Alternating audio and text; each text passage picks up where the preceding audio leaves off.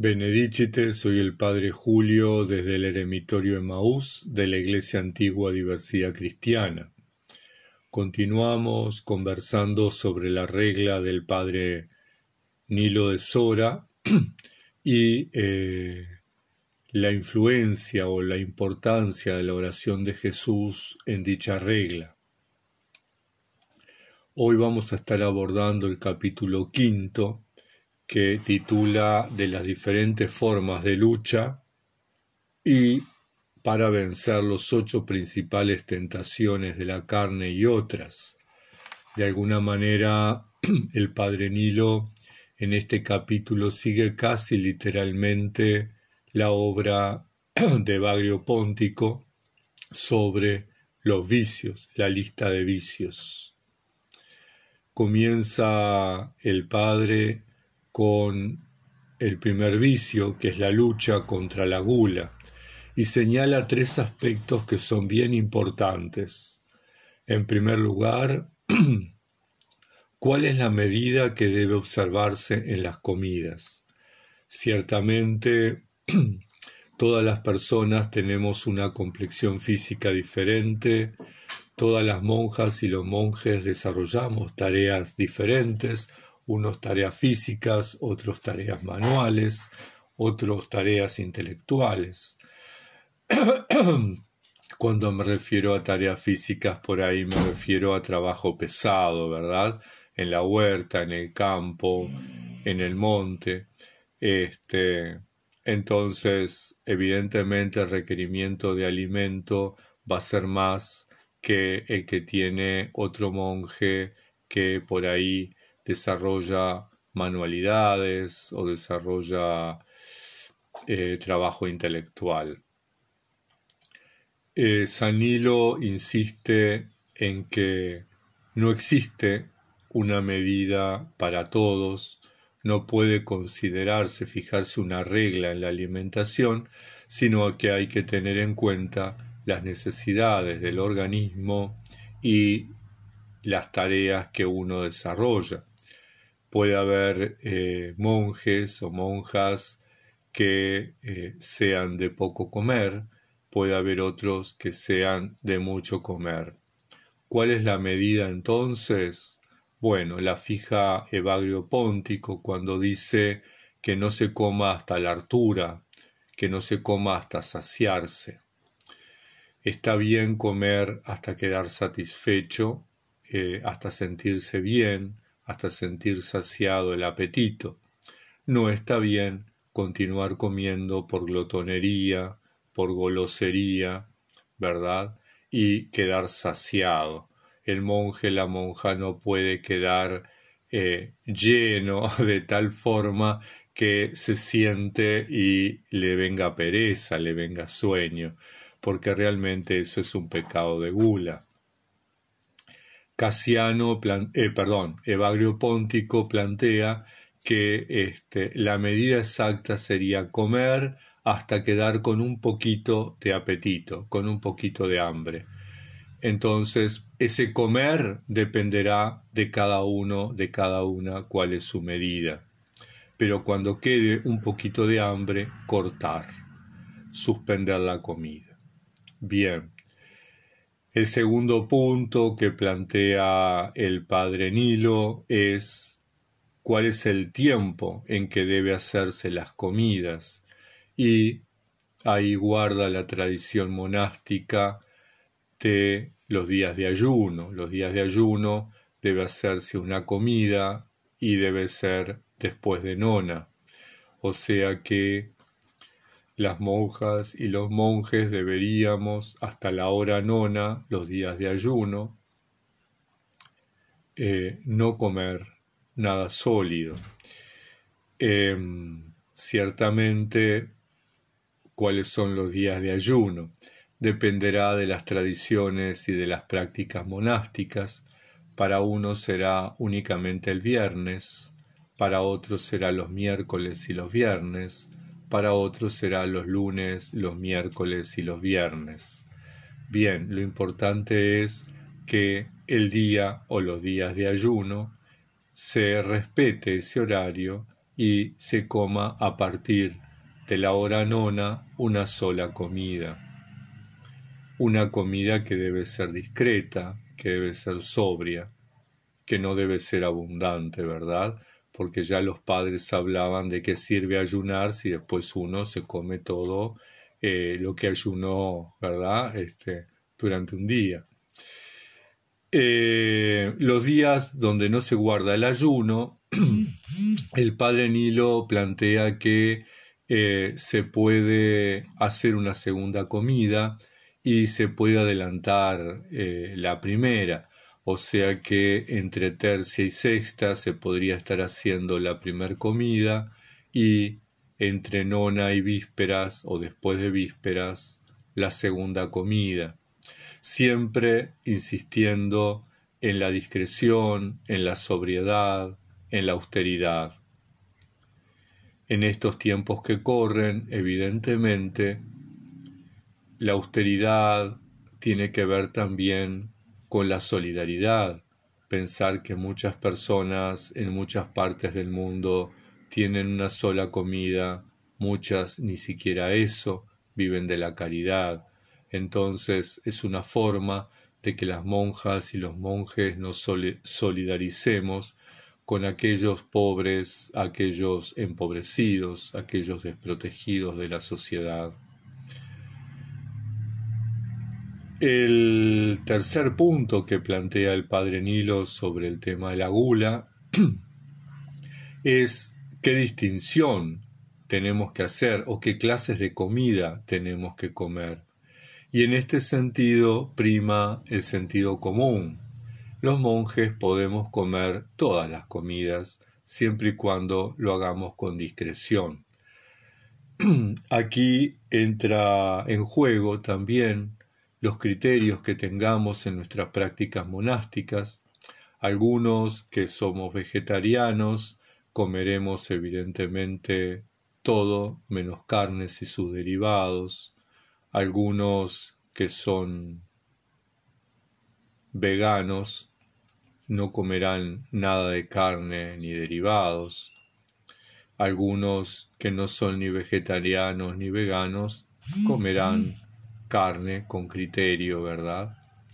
Lo importante es que podemos comer dulces, que podemos comer frutas, que podemos comer legumbres, que podemos comer tortas, postres, pero todo con discreción, sabiendo que la gula es la puerta por la que entran después todos los vicios. En realidad, el objetivo de esta lucha que entablan los padres contra la gula es una forma de ayudarnos a controlar el cuerpo, a controlar nuestros deseos. En la medida que nosotros controlamos nuestro cuerpo, controlamos nuestros deseos, también controlamos nuestros pensamientos y eso nos deja liberados para la oración. Un cuerpo que ayuna, un cuerpo que regula las comidas, un cuerpo que come con sobriedad, es un cuerpo que tiene la mente despejada, que tiene la mente clara, y entonces eso facilita la oración, eso facilita el discernimiento, facilita la contemplación. Bien, el segundo vicio contra el que habla el padre Nilo siguiendo a Bagrio Póntico es sobre la fornicación. Y ahí plantea 4 puntos importantes, 4 líneas. En primer lugar, reconocedor de la naturaleza humana, sabiendo que todos podemos caer en algún momento, el padre plantea que debemos recordar los votos realizados y pensar en nuestro estado monástico. Este es un factor bastante importante. Todas las monjas, todos los monjes hemos hecho votos de conversión de costumbres, donde de alguna manera entra la castidad y entra la pobreza. Otros explícitamente han hecho voto de castidad. Entonces es importante que recordemos esos votos monásticos. Los votos son el compromiso, es la promesa que hemos hecho ante Dios y ante su iglesia, muchas veces públicamente, otras veces en privado. Pero entonces estos votos recuerdan nuestro estado monástico, el estado de consagración a Dios, el momento en que hemos decidido ofrecerle a Dios nuestros pensamientos, nuestras palabras, nuestras acciones, nuestro cuerpo. Nuestra afectividad, de alguna manera, también está ofrecida a Él. Dios es el amor por excelencia de nuestras vidas y por lo tanto es en Él donde encontramos nuestro placer, nuestro gozo, nuestra satisfacción. En segundo lugar, el Padre Nilo plantea que pensemos en la vergüenza que produciría la concreción de faltar a este voto, lo que implica para cada uno de nosotros, aunque lo hagamos a escondidas, aunque no trascienda, aunque nadie se entere, la vergüenza que produce en nuestro interior saber que nos comprometimos con Dios a algo que luego no cumplimos. Todos hemos experimentado en algún momento el pecado, hemos experimentado la negación de Dios, hemos experimentado el alejarnos de Él y sabemos lo que produce en nuestro interior, sabemos ese sentimiento que produce de vergüenza, de no querer estar en su presencia, porque en definitiva nos enfrentamos a esa realidad pecaminosa, a esa realidad de negación, a esa realidad de alguna manera de alejamiento donde lo hemos rechazado. En tercer lugar, el Padre Nilo insiste en orar pidiéndole a Dios que libre esa batalla por nosotros. Cuando estamos enfrentados a tentaciones sexuales, estamos muchas veces enfrentados a algo que es parte del instinto humano, parte del instinto animal, la reproducción. Y entonces ahí nos enfrenta a una realidad. Somos tan débiles que no podemos luchar nosotros. Entonces pidamos a Dios que luche nuestra batalla y nos plantea que oremos pidiendo a Dios que nos asista, pidiendo a Dios que sea Él el que libre la batalla por nosotros, pidiéndole que nos proteja y nos custodie en ese momento. Y el cuarto punto que plantea el Padre Nilo es evitar las conversaciones y las personas que nos pongan en situación de pecados sexuales. Esto evidentemente es un factor importante. Si yo evito las tentaciones, evito la posibilidad de caer. Entonces, recomienda evitar toda conversación que nos pueda poner en una situación de pecado, evitar toda persona que nos pueda poner en una situación de caer, evitar las ocasiones, no ponernos en riesgo.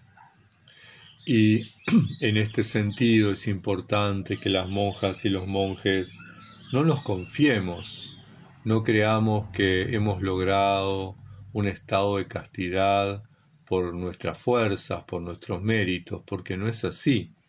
En realidad, en el momento que nos creamos seguros de nosotros mismos, será en el momento que caigamos seguramente, porque es Dios quien nos sostiene en esos momentos. San José Lesicasta contaba que le llevó 8 años luchar contra el pensamiento y los deseos de la fornicación, y que en esos 8 años Dios lo asistió siempre hasta que finalmente logró vencerlo, y logró vencerlo por la ayuda de Dios, no por los méritos propios, más allá que él oraba, más allá que él se alejaba de las situaciones, más allá que él hacía vigilias y hacía ayunos, pero es Dios quien detrás de todo sostiene, custodia y protege al monje o a la monja. Y esto no es porque el sexo sea malo, el sexo no es malo, por el contrario. Dios ha creado el sexo y el deseo sexual, y si fuera malo no los hubiera creado. El tema es que los monjes y las monjas hemos renunciado al ejercicio de nuestra sexualidad y hemos renunciado libremente. Nadie nos obligó. Nosotros, por una decisión libre de nuestra voluntad, decidimos vivir para Dios, decidimos vivir en una absoluta libertad, donados y entregados a Dios. Entonces, confiemos en que Él nos va a dar las fuerzas y nos va a ayudar. Bien, en próxima entrega seguimos con esta lista de vicios que plantea el Padre Nilo contra los que hay que luchar, pero tengamos en cuenta siempre su recomendación de orar constantemente y ponernos siempre en la presencia del Señor. Que Santa María, siempre Virgen y Madre de Dios, y que San Nilo nos custodien y nos protejan durante esta semana. Muchas bendiciones.